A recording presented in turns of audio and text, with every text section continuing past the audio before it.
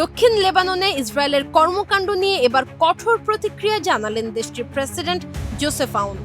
সোমবার এক বিবৃতিতে তিনি অভিযোগ করেন, দক্ষিণ লেবাননের ইসরায়েল নিয়ন্ত্রিত গ্রাম ও শহরগুলোতে ধ্বংসযজ্ঞ চালিয়ে যুক্তরাষ্ট্রের মধ্যস্থতায় হওয়া চুক্তি লঙ্ঘন করছে ইসরায়েল।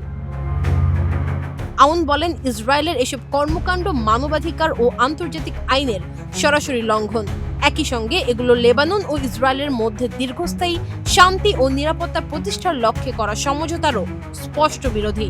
লেবাননের প্রেসিডেন্ট আরও বলেন, চুক্তির শর্ত মেনে চলতে তার দেশ প্রতিশ্রুতিবদ্ধ, তবে আন্তর্জাতিক সম্প্রদায়ের আহ্বান উপেক্ষা করে ইসরায়েলের বারবার চুক্তি লঙ্ঘন মেনে নেবে না লেবানন।